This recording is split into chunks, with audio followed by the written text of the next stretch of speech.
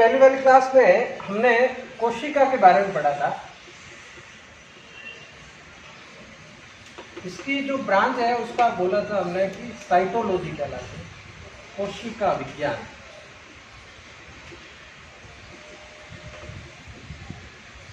जिसमें कोशिका का जो अध्ययन होता है साइटोलॉजी कहलाता है।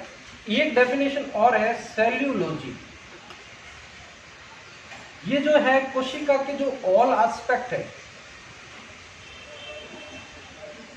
की स्टडी की जाती है, सेल्यूलॉजी। ये दोनों मेडिकल के बढ़िया क्वेश्चन है। साइटोलॉजी में तो कोशिका का अध्ययन, संरचना आदि कार्य के बारे में कोशिकाओं का, और सेल्यूलॉजी में क्या किया जाता है उसकी ऑल एस्पेक्ट्स, तो सेल का टोटल संपूर्ण अध्ययन सेल्यूलॉजी में किया जाता है। आज हम जो टॉपिक देख रहे हैं वो एक छोटा सा 2 मार्क्स का क्वेश्चन बनता है 11th के लिए। कोशिका सिद्धांत, कोशिका सिद्धांत, सेल थ्योरी, सेल थ्योरी बहुत अच्छा टॉपिक है। देखिए कोशिका सिद्धांत क्या है कि सेल थ्योरी का मतलब है कि जो कोशिका है उसके बारे में कुछ शुरुआत में बताया गया कि भाई कोशिका क्या होती है, कैसे कार्य करती है, क्या विशेषता है। तो इन्होंने जो है उनको कंबाइन करके सेल थ्योरी दी। सबसे पहले तो यहाँ पर आता है प्रतिपादक। किसने दी? बहुत अच्छा क्वेश्चन है, कई बार क्वेश्चन बनते हैं इसके। स्लाइडन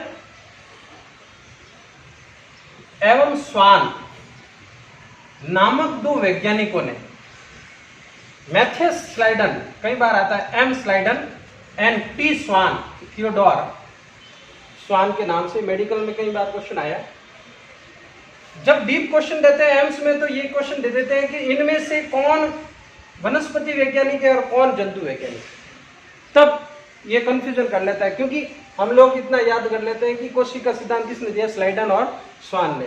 लेकिन जब वो क्वेश्चन पूछा जाता है कौन जूलॉजिस्ट है और कौन बॉटनिस्ट है, तो फिर अपना कंफ्यूजन हो जाता है। तो स्वान, स्वान का मतलब हिंदी में अर्थ देखे जाए तो कुत्ता है, और वो एनिमल्स के अंदर आता है।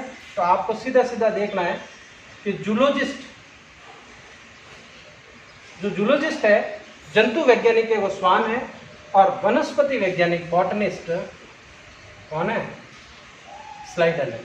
अच्छा क्वेश्चन है, डायरेक्ट क्वेश्चन आता है कई बार। कोशिका सिद्धांत के प्रतिपादक कौन थे? अब हम लोग इसके कोशिका सिद्धांत की डिटेल देखते हैं, क्या पॉइंट्स है।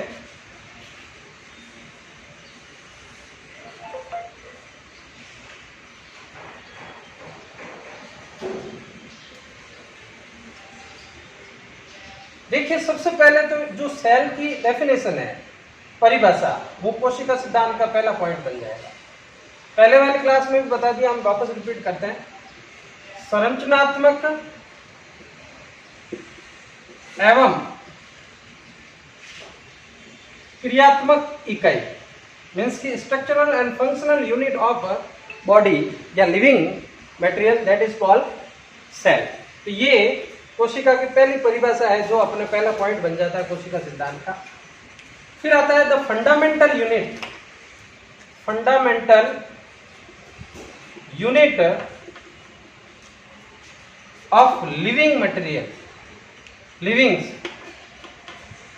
हम सीधा कह सकते हैं कि ये क्या है, आधारभूत इकाई, कोशिका की आधारभूत इकाई या बेसिक यूनिट जो होती है जीवों की, वो क्या होती है, कोशिका होती है। दूसरा पॉइंट है सेल्स का।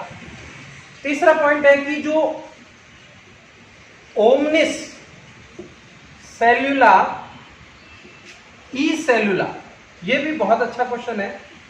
यहाँ से मेडिकल का क्वेश्चन निकलता है और नीट के लिए सबसे बेस्ट क्वेश्चन माना जाता है। ओमनिस सेल्यूला, ई सेल्यूला मीन्स कि ये ग्रीक भाषा का वर्ड है। सारा जो स्टडिंग हुई थी कोशिका के बारे में वो सारी ग्रीक लैंग्वेज में था, ग्रीक भाषा थी। 1663 में ये इंग्लिश और हिंदी किसी तरह की लैंग्वेज नहीं थी, उस समय केवल ग्रीक भाषा का था, और ग्रीक भाषा में ही इनके बारे में बताया गया।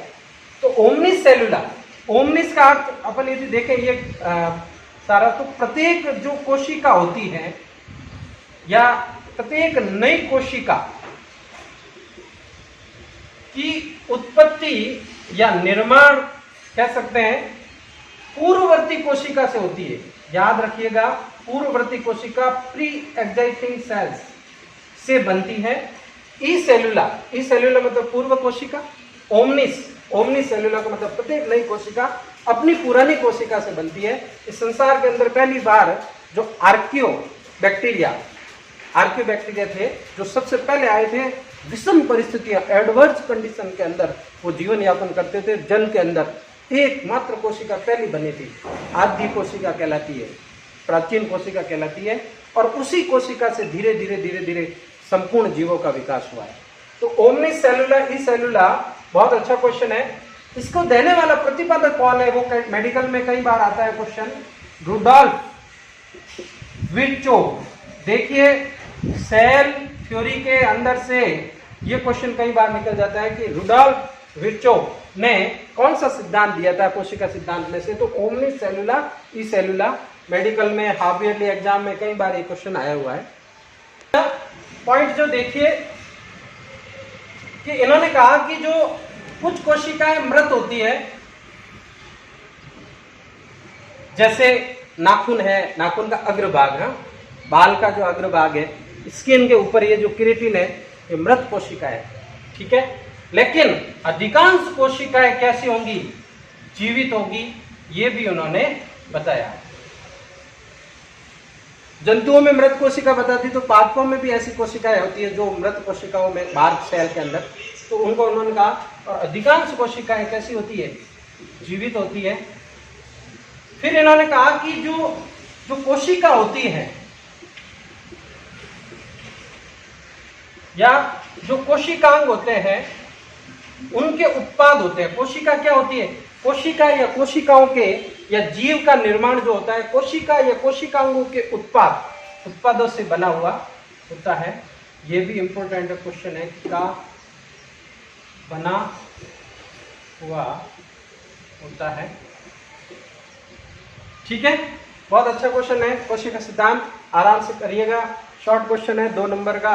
हाफ ईयरली में और टेस्ट में हम लोग इसको क्वेश्चन को दे देते हैं, मेडिकल में भी एक क्वेश्चन बन जाता है। Thank you.